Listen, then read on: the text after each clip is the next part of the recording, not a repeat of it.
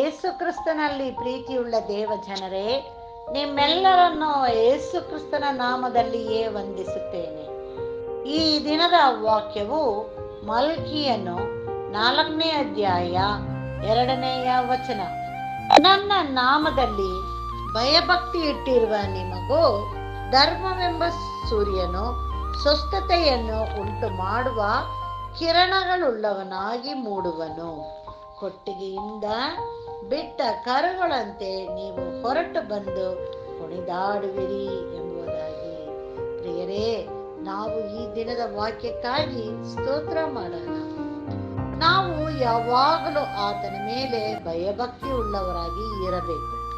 ಲೋಕದಲ್ಲಿ ಇರುವ ತಂದೆಗೆ ನಾವು ಎಷ್ಟು ಬೆಲೆ ಕೊಡುತ್ತೇವೋ, ಅವರಿಗೆ ಭಯಭಕ್ತಿ ಉಳ್ಳವರಾಗಿ ನಡೆದುಕೊಳ್ಳುತ್ತೇವೋ, ಅದಕ್ಕಿಂತಲೂ ನಾವು ನಮ್ಮನ್ನು ಸೃಷ್ಟಿಸಿ ನಮ್ಮ ತಾಯಿಯ ಗರ್ಭದಲ್ಲಿ ನಮ್ಮನ್ನು ಗುರುತಿಸಿ ನಮ್ಮನ್ನು ಬೇಲಿಯಿಟ್ಟು ಕಾಯ್ದು ನಡೆಸುವ ತಂದೆಯಲ್ಲಿ ಆತನ ನಾಮವನ್ನು ಅರಿತವರಾಗಿ ಆತನ ಮೇಲೆ ಭಯಭಕ್ತಿ ಇಟ್ಟಿರುವ ನಮಗೆ ಧರ್ಮವೆಂಬ ಸೂರ್ಯನು ಸ್ವಸ್ಥತೆಯನ್ನು ಉಂಟು ಮಾಡುವ ಕಿರಣಗಳುಳ್ಳವನಾಗಿ ಮೂಡುವನು.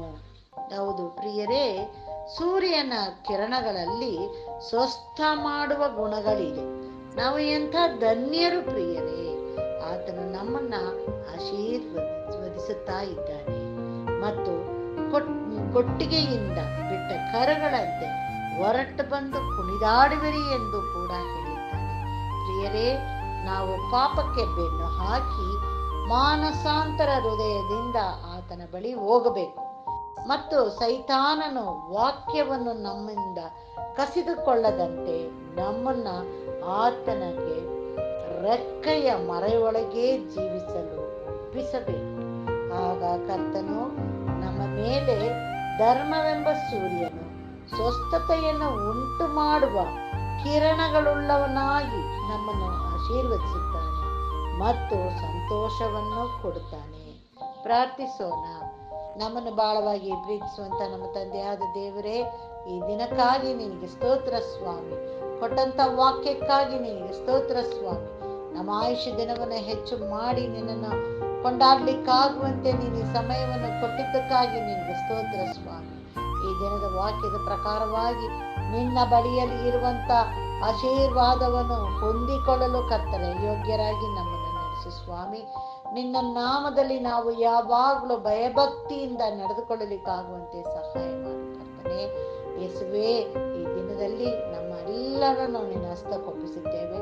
ನಮ್ಮನ್ನು ತಗ್ಗಿಸಿ ನಿನ್ನ ಸನ್ನಿಧಾನದಲ್ಲಿ ಬಂದು ಬೇಡುವಂತ ಪ್ರಾರ್ಥನೆಯನ್ನು ಲಾಲಿಸುತ್ತಾ ನಿನ್ನ ಕೃಪೆಯನ್ನು ಕೊಟ್ಟು ಈ ದಿನದ ವಾಕ್ಯದ ಪ್ರಕಾರ ನಡೆದುಕೊಳ್ಳಲು ಬೇಕಾಗಿರುವಂತ ನಿನ್ನ ಪವಿತ್ರಾತ್ಮನ ಶಕ್ತಿಯನ್ನು ನೀನು ನಮಗೆ ದಯಪಾಲಿಸಿ ಕೊಟ್ಟು ನಡೆಸು ಎಂಬುದಾಗಿ ನಮ್ಮ ರಕ್ಷಕನು ಒಡೆಯನೂ ಆಗಿರುವಂತ ನಮ್ಮ ತಂದೆಯಾದ ಯೇಸು ಕ್ರಿಸ್ತನ ಮುಖಾಂತರದಲ್ಲಿ ಬೇಡಿದ್ದನ್ನು ಹೊಂದಿದ್ದೇವೆ ತಂದೆಯೇ, ಆಮೆನ್. ಈ ದೇವರು ಈ ದಿನದ ವಾಕ್ಯವನ್ನು ಮತ್ತು ನಮ್ಮೆಲ್ಲ ಕುಟುಂಬದವರನ್ನು ಆಶೀರ್ವದಿಸಲಿ.